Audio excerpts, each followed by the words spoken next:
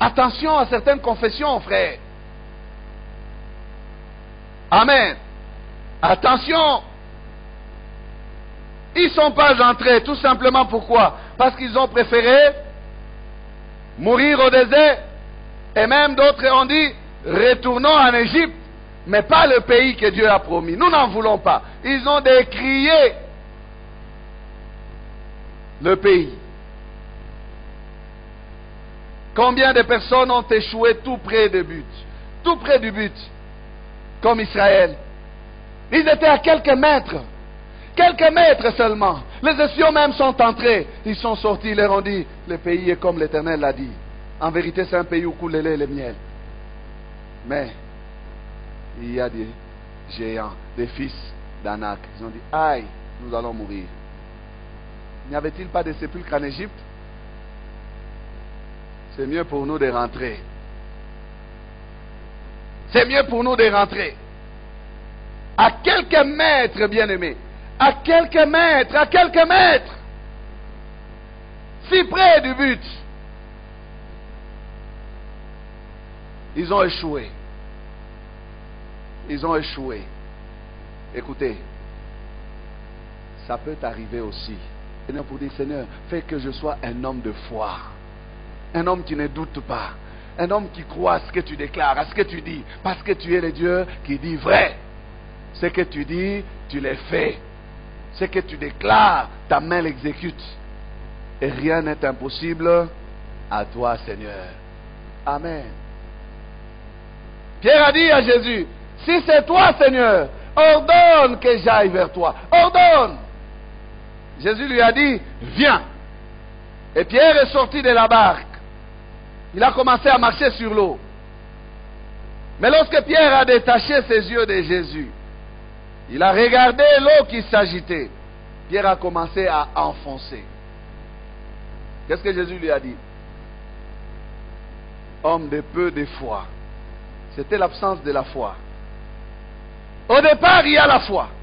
Mais chemin faisant, quand on voit les rencontrer, quand on voit les circonstances de la vie, quand on voit les difficultés et toutes ces choses qui nous amènent à calculer, on détache les yeux de Jésus. Bien-aimé, dites au Seigneur ce matin, Seigneur, apprends-moi à garder les yeux fixés sur toi, parce que c'est toi le chef et le consommateur de la foi.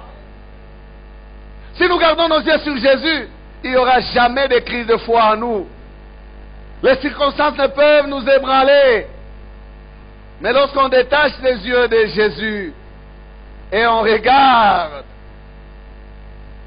à l'agitation de l'eau, on sombre. Voilà pourquoi j'ai dit ça peut t'arriver. Ça peut m'arriver. Mais dis au Seigneur, Seigneur, aide-moi à garder mes yeux sur toi. Je n'aimerais pas me laisser ébranler par ce que je connais, par ce que je vis. Non.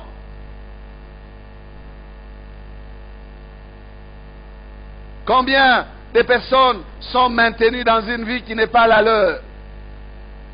Une chrétienté sous-alimentée. On mange des miettes. On n'a pas le plein régime. On n'a pas une bonne santé. Tout simplement parce qu'on n'est pas en mesure de s'élever au diapason de la parole de Dieu, de se saisir de ses promesses et d'entrer dans son héritage. On n'est pas en mesure de vivre la vie chrétienne telle que Dieu nous la donne. Que des retards accumulés faute de foi, bien-aimés. Combien traînent les pas sur les sentiers de la vie spirituelle, faute de foi. Ils devaient être des maîtres, mais ils sont encore en train de fermer les rangs derrière, bien loin derrière la troupe. Que des bénédictions ratées, dont on devait s'accaparer, s'approprier. Mais comme la foi manque, des fois on déclare même que ce n'est pas à nous. Des choses qu'on devait faire, mais qu'on n'a pas pu faire. Faute du courage de foi. Même moi qui vous parle, je crois que je n'ai pas fait certaines des choses que Dieu avait mis ou a mis sur mon cœur, parce que j'ai manqué un tout petit peu de foi de les aborder. Et des fois je regrette certaines occasions que je n'ai plus. Là où je devais faire des choses, J'ai dit après, je ferai après. Seigneur, on verra. Je pourrai organiser après. Et puis le temps est passé. Et c'est passé. Non. Il faut activer, bien-aimé, le courage de la foi. Et si Dieu a parlé, c'est saisir et faire. Amen. Et faire. Que des bénédictions ratées, des choses qu'on devait expérimenter. Que des miracles ratés, manqués, parce qu'on n'a pas osé. Parce qu'on n'a pas osé. La foi ose. Amen. Lorsqu'elle a la parole, lorsqu'elle a une base, elle marche sur cela. Amen. Pierre ne s'est pas aventuré dans l'eau par lui-même, non. Il a dit, Seigneur, ordonne. Lorsque tu as entendu l'ordre de Dieu, mets ton pied dans l'eau et l'eau sera du béton. Parce que tu as entendu la voix de Dieu. Si Dieu a parlé, ça suffit. Voilà pourquoi nous disons à certaines personnes, mais ça ne sert à rien de me demander les conseils. Tu dis que c'est Dieu qui a parlé. Mais vas-y, puisque Dieu a parlé. J'ai une théorie que j'appelle la théorie des haut les mains. Quand un frère vient me parler, il dit, oh pasteur, Dieu m'a montré, Dieu m'a dit, tout ça, j'ai dit, je suis haut les mains. J'aime Dieu. Je ne peux pas changer la vie de Dieu. Amen. Donc, je dis seulement Amen. Parce que tu as déjà dit que Dieu a dit. J'ai rien à dire. Est-ce que quelqu'un me comprend? Oh les mains. Oh, non, c'est Dieu qui m'a dit. Hey, Dieu a dit. Oh les mains. Nous les laissons faire. Et nous allons voir. Pour certains, avec le temps, ils sont contredits. Parce qu'ils ont dit Dieu a dit alors que ce n'est pas Dieu. C'est leur sentiment. Ici, j'ai dit que la base, c'est cet ordre-là que l'on reçoit de Dieu. Si seulement il a parlé. Lui-même dit, je veille sur ma parole pour l'accomplir. Alléluia.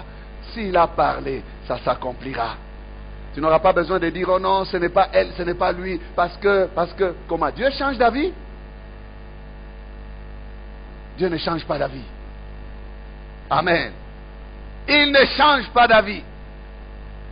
Des choses inachevées, des choses interrompues. Parce qu'on a commencé dans la foi, et chemin faisant, on a perdu la foi. On a manqué de foi pour continuer, et on a commencé à s'enfoncer, comme Pierre s'enfonça dans l'eau. Mais heureusement pour lui, heureusement que Jésus est fort. Jésus est un homme insubmersible. Lui, il était encore sur l'eau, alors que Pierre enfonçait. Oh! Bien-aimé, mon Seigneur est costaud, il a des biceps. Il étendit la main tout simplement, il saisit Pierre. Avec une main.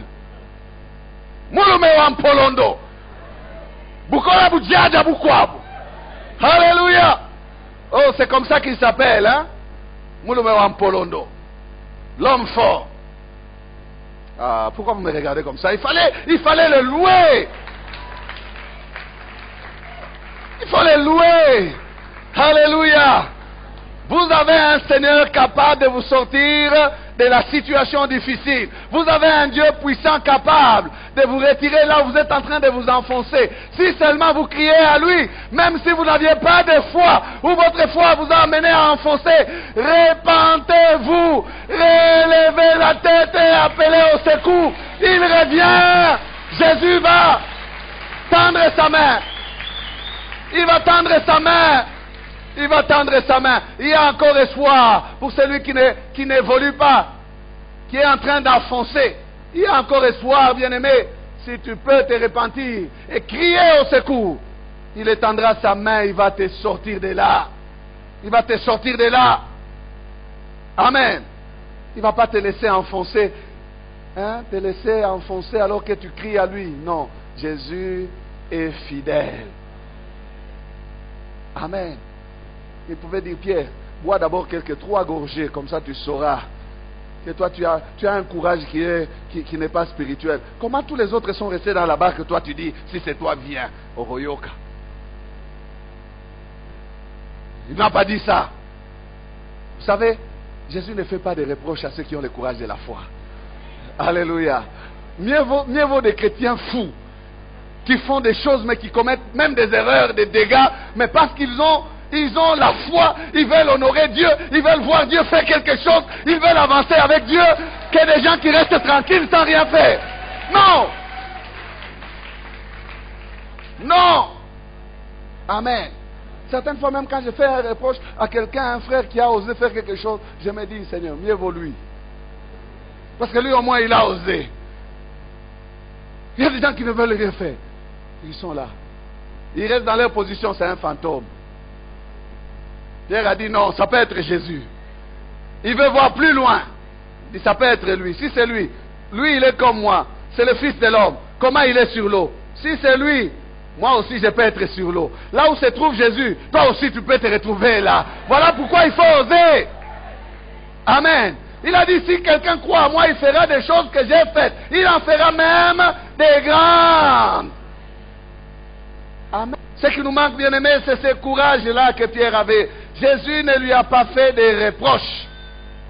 Il ne te fera pas de reproches non plus. Amen.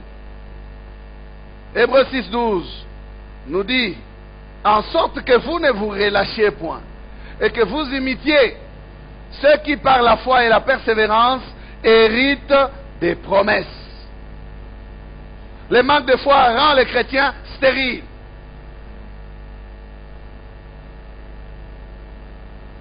Il ne peut produire de fruits. S'il n'y a pas d'œuvre, il n'y a pas non plus de preuve de notre foi. Pas de signe de vie. Pas de signe de croissance donc. Amen. Nous devons imiter ceux qui par la foi héritent des promesses. Ceux qui par la persévérance héritent des promesses. Amen. Et vous avez les exemples de ces héros de la foi dans Hébreux chapitre 11. Vous pouvez lire ce chapitre 11 des Hébreux pour édifier encore votre foi. Jacques dit, Jacques 2, 20 à 24, veux-tu savoir, ô homme vain, que la foi sans les œuvres est inutile? Abraham, notre père, ne fut-il pas justifié par les œuvres lorsqu'il offrit son fils Isaac sur l'autel? Tu vois que la foi agissait avec ses œuvres, et que par les œuvres, la foi fut rendue parfaite. Ainsi s'accomplit ce que dit l'Écriture.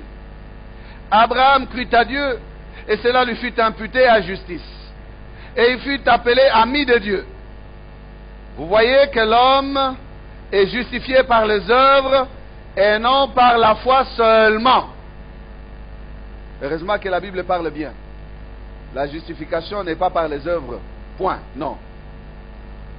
Justification par la foi, mais la preuve est donnée par les œuvres. Amen. C'est comme ça qu'il faut comprendre Jacques. Rahab, la prostituée, ne fut-elle pas également justifiée par les œuvres lorsqu'elle reçut les messagers et qu'elle les fit partir par un autre chemin? Comme le corps sans âme est mort, de même la foi sans les œuvres est morte. Amen.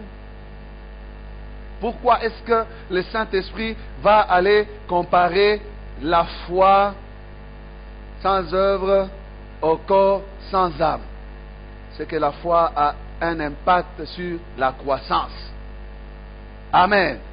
Comme le corps sans âme est mort, c'est un cadavre. De même aussi, la foi sans les œuvres est morte. L'absence, bien aimé, de croissance. Chez cette catégorie-là, c'est leur manque de foi. Les chrétiens sans la foi ne peuvent grandir, car le corps sans âme est mort. Le chrétien sans la foi, nous pouvons dire aussi qu'il est mort. Celui qui n'a pas la foi ne peut vivre pour Dieu. Mon juste vivra par la foi. Les Hébreux déclarent que nous ne sommes pas de ceux qui se retirent pour se perdre, mais nous sommes de ceux qui ont la foi pour sauver leurs âmes.